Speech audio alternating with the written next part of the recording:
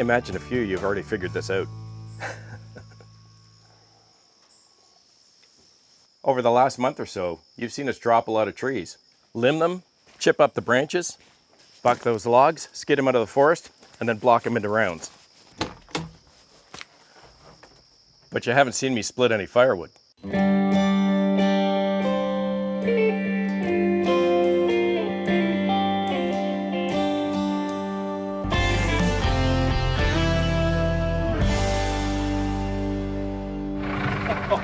Well, good morning and welcome, Andrew. Well, thanks for having me, Gord. It's a beautiful day here. Oh, it sure is. How was the drive, my friend? Oh, it was really good. Coming across country, you're really not too far from me compared to a lot of the other guys I've worked with. So it was a nice drive, and you're not going to believe it, but it didn't hit much traffic. Well, I'm pretty sure that rush hour is not the same in the city as it is up here. I think rush hour is when you got two people at the same stop sign. Yeah, that's exactly it. We had a. Wow. It was a nice drive across there, though. It made my day. It was great to be here. Well, thank you so much. And boy, you weren't kidding. That's a lot of splitter. Yeah. When you see one in person, the pictures and videos don't do it justice. It's a lot of machine. That there is the 2228, and it should do you well, anyways. Well, I can't wait to give it a shot. But hey, been a long drive. Coffee's on. Why don't we grab a cup and have a seat for a bit? I can't wait. I've been looking forward to it. Alrighty. Well, hey, I kind of feel like Merv Griffin, hey?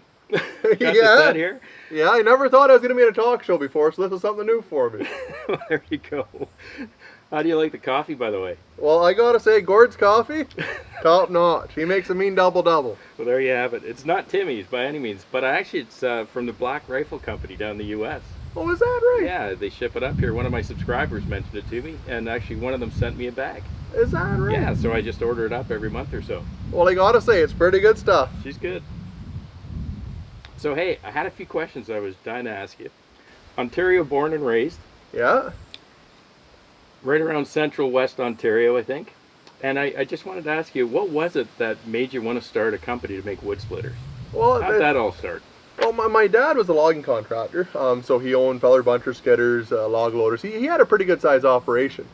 When I was around 20 or so, I always had more of a mechanical. I was always more in the shop. I liked fixing things and stuff. So he bought Bell's machine shop probably 12, 13 years ago, and it was 2008. It was right when the market crashed. So when he bought the machine shop, they had always done all the industrial stuff around town and the welding, fabricating, all that, and then all that work dried up on them. So they end up starting to build firewood processors just out of a fluke that somebody asked for one, and so we worked on them. I started with the Bell's firewood processors and worked with that a lot when we were doing that, designed a lot of the hydraulics and stuff, and then typical father-son stuff, can't work together, so I decided I'd go off on my own. So that's how I started Eastonmade. My background's in firewood processors, and okay, wow. Yeah, because you've got quite a lineup.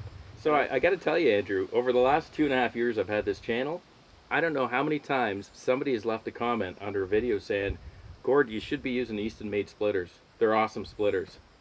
And so, you know, I took a look on the website, and as you know, I've been following you for a little while, and you've got some great looking equipment. And in fact, you've got, you know, sizes kind of from, I think it's your Ultra, right up to this big beast you've got in the back of that pickup truck.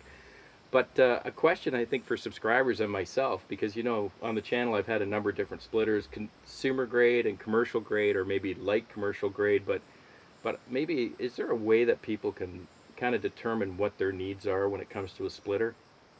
Honestly, Gord, I find it, production and budget are kind of the two that we go off of. Like, if you're not doing a whole lot of wood, you obviously don't need a whole lot of splitter. The Ultra is going to work well for you. It's a fast splitter, it's a productive splitter, but you don't have the log lift on it. Right. And then I kind of find as we take it more mainstream, it started to turn into more like a zero-turn mower for guys, or like a compact tractor, where if it's beneficial for a guy, a lot of times we're seeing guys now buying the bigger 1222s and the 2228s just for the sake of having a really good splitter. They want to buy one once. Gotcha. Exactly. And have something good, right? So yeah, no, that makes a lot of sense, because even just in the last few years, I'll be honest, I'm not that old, but the old body's catching up to me. And just the idea of the log lift alone, huge back saver. Not something I would have thought about 5 years ago, to be honest with you, because, you know, you're lifting rounds all the time. but it's getting a little bit tougher. As you know, I use the log ox now every time I'm doing wood because it just saves me from having to bend to the ground. Yeah. And having a log lift, if I were buying a splitter 5, 7, 10 years ago, never in a million years would I even considered a log lift. But now if I was buying a new splitter, definitely looking forward, it's almost a must-have to me. Yeah, it really is. Like for the cost of having the log lift and how much easier it makes the job, it's worth having, because you're not going to buy this caliber of machine and not want one. Like you said, it saves your back so much and takes a lot of the physical labor out of it. Yeah. Okay. No, that makes a lot of sense. I guess as you get a little older, your needs change, and hopefully so does the budget. Yes, that's true. Yeah. Here's the growth. One other thing I don't know a lot about is I know we've got different grades of splitters out in the market, and generally you hear it's either a residential grade or a commercial grade, but I've definitely been able to recognize that there seems to be maybe categories or grades within grades, because you've got commercial splitters or splitters that are called commercial splitters, but they sure don't look like they have the heft of that 2228. No, and I find a lot of it's marketing, and I don't know whether it's good marketing or poor marketing, because like you can go and buy something in the box store that says commercial grade on it, and I find it's a lot like putting that great big sticker on something that says "Buy me," right? It's kind of a and the tonnages and stuff work the same way. Like you can put whatever number you want on it, but what we try to do is we try to build them heavy enough, and you'll see once you start running this that when you get a multi-way wedge on that, you need to have something big and girthy. Okay. And I think that's the biggest difference is lots of guys, and by all means, lots of guys will run a traditional horizontal vertical splitter and run it commercially. Okay. However, it's hard to make money doing that, because by the time you pay your labor and stuff, it's not very beneficial or productive for you. The money that you're going to spend on a quality piece of equipment like this, you're going to make it back in your wages. So. Okay, gotcha. All right, makes sense. And your splitters, are they made from start to finish right here in Ontario? Yeah, we built everything in our shop, and scratch. Yeah, and it's funny because a lot of people seem to think we're a big corporation. We're not. There's literally myself, and I guess now we have about 10 employees, but we're all pretty close, and the shop's 40 by 80. Wow. Like it's a 3,200 square foot shop. It's not a a lot of room to grow. No, it's not a big factory by any means. So everything actually is hand built, and somebody's actually assembling everything and built right there. Right here. And are you shipping just across Canada, or do you ship to the U.S. or? I'd say probably 80% of our sales are in the U.S. right now, and 20% in Canada. And if you look at the actual size of the markets, that's kind of where the split is, right? Right. Makes sense. We've started. We do have a dealer in the UK now. Ian Gregory from Log and Saws is importing them into the UK, and then in the future, probably by the new year, we're hoping to kind of go Australia, New Zealand with them. We've had a lot of guys out of Australia, New Zealand that have been really interested, and we just have to figure out logistically how to do it effectively. So hey, I got to tell you, Andrew, I feel like a bit of a kid at Christmas. Maybe you can tell me what you got on the back of that truck. Well, what we have is it's kind of a special machine, Gord. It's a 2228 and an STK24 conveyor. And the way that we have this set up is we call it a conveyor train. So in a situation like yours where you're not going to be doing a lot of mobile work and you're going to be going down the road to guys, it works really good because it couples together. Okay. It doesn't, when it's set up like this, you can't go long distances with it. And the reason we don't do all of the splitters like this is with the axle at the back of it, it really doesn't tow that well. Okay. So like in a situation like yours where you're going around the property, you can leave everything coupled together, and it's a nice, neat package for you then. Oh, okay, great, good stuff. And it looks pretty heavy duty. And that's a 4-way or a 6-way wedge on there? I brought you both. You brought me both? I brought you both. I brought you a 4-way and a 6-way. Gee, it is Christmas. Yeah, it is. So we were going to bring you a box wedge too, but I don't think the wood that you have is quite big enough to justify that. And from speaking with you, you and Guy seem to not want stuff really, really small or pizza style wood. So that's what we brought you, and I think it's going to suit you well. Well, I really appreciate it. So think we can go get her off the trailer and check it out? Oh yes, absolutely. Let's do her. All right, you bet. Cheers.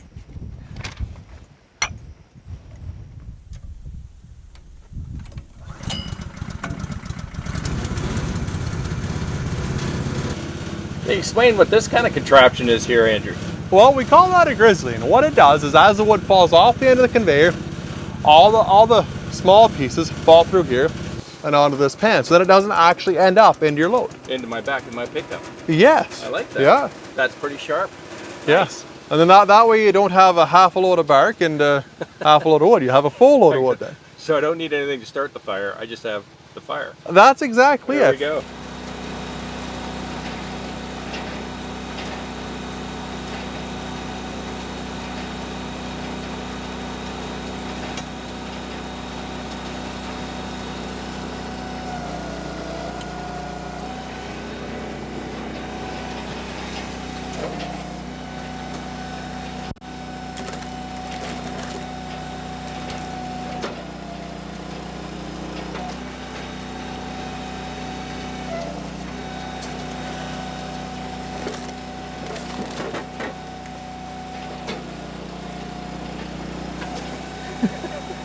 Well, Andrew, there are some adventures that are just going to have to stay between us. But we finally got her off the flatbed and she's ready to go. Oh yeah, we got her off. I had to eat some spinach, but we got her figured out. If there wasn't an adventure, we wouldn't have a story. Well, ain't that the truth? All right, pal, maybe can you take a few minutes and just go over how to operate it, how it works? I'd really appreciate it. Yeah, so like this is our STK24 firewood conveyor. We offer two different sizes, I guess three different sizes now. We offer a 16, 24, and a 32-foot conveyor. All of them operate the exact same way. There's a hydraulic drive for the chain, which is really nice. It's direct drive. There's no belts or pulleys. And then the conveyor itself is actually a chain conveyor. It's not a belt conveyor, so it's a positive drive. When wood falls on it, it pretty well has to go up no matter what the weather is. Nice. The other really nice thing is it has a hydraulic lift on. A lot of conveyors, you see a lot of firewood conveyors will have a winch on them or a manual jack, where this, you just pull the lever up and down and it'll go up and down for you, which is really, really nice. There's a 5-gallon hydraulic reservoir on it, and it's powered by a 6.5 horse Honda GX series engine, so it's a good commercial grade Honda. Great, nice. So this model here is our 2228. This is as big of a wood splitter as we make right now. It's a 22 horsepower and a 28-gallon per minute pump on them. So that's how we get the numbers on them. Okay. Gotcha. So this one here has a GX 690 on it. It's all electric start. It's nice. A self-contained motor power unit. We have a hydraulic oil cooler on it, because a lot of these places we send these to are down south where they don't get a lot of winter, but there's barbecue joints and pizza places and stuff like that where they need cookwood. Gotcha.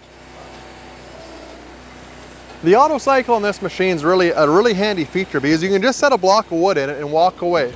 Our 1222 comes with it, and our 1222 and our 2228, sorry, comes with it too. It is available on the 916 and 511, but it comes standard on these models. These are our bigger commercial models. So the one handle locks on to go forwards, and the other handle locks on to go reverse. So when it goes and does a cycle, one will kick off, and then the other will kick off when it returns. And then it also has a hydraulic wedge lift on it. This is a 6-way wedge in it. We also have a 4-way wedge which we gave you. The biggest difference between the two of them is your 6-way wedge, you're going to run it through the stuff that's more ideal, the 14, 15, 16 inch stuff that you can get 6 nice pieces out of. Other than that, you're likely going to run the 4-way a wee bit too, like if you're into something smaller or something really nasty, because you're able to work around that knot a whole lot easier than with the 6-way wedge and make nicer firewood. And the adjustment is right on the handle here. You lift it up and the wedge will come up, and you push it down and the wedge will go down. And unlike other machines on the market, this wedge doesn't float. If you see a lot of the other wedges on the market like this, a finger just comes up from underneath them, so then there's nothing to actually hold the wedge in place. It'll actually come up as you're running the machine, which is obviously less than ideal if you're trying to keep the same size firewood.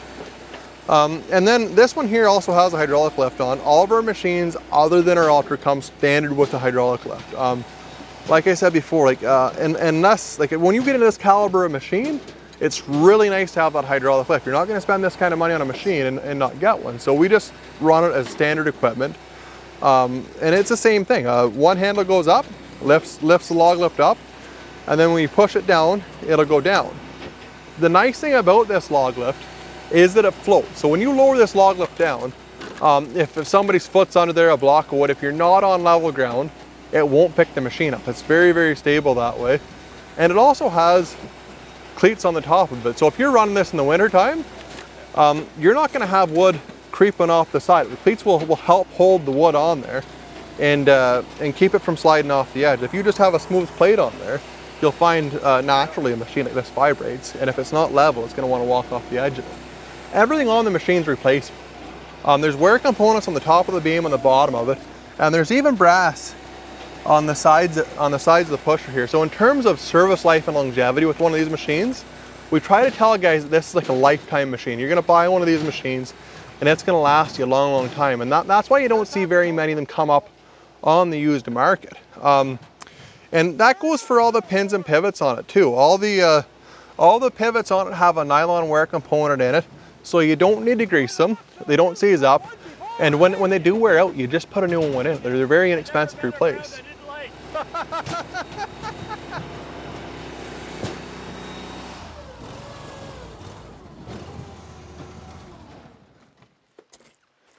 Now that's a log splitter, my friend. You like that? Oh, geez. I was in heaven. I don't think I'm going home.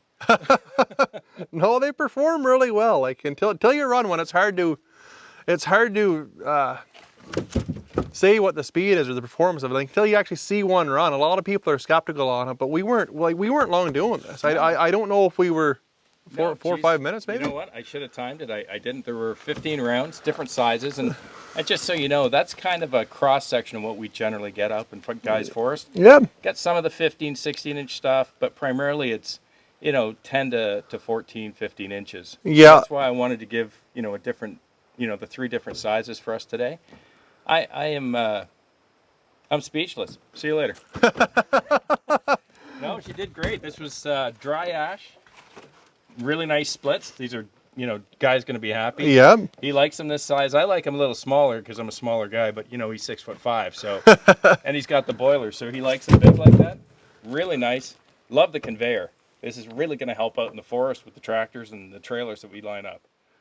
It saves the conveyor saves you a lot of throwing. Like we tell guys, this is like having, like if you're in business or you're by yourself, that's like having somebody else with you. You're not throwing the wood then, right? Yeah, it's right where you want it. Now just from here off to the woodshed and stack it. Now, do you have something that stacks it too, or? No, I haven't got there yet. I'm working on it. You can see the hamster wheel rolling up here, but I haven't got her yet. Yeah, by the time you get back to the shop, you'll have her drafted up and all, eh? Yeah, maybe. I don't know. If I do, I'll bring it up for you. Well, thank you, sir.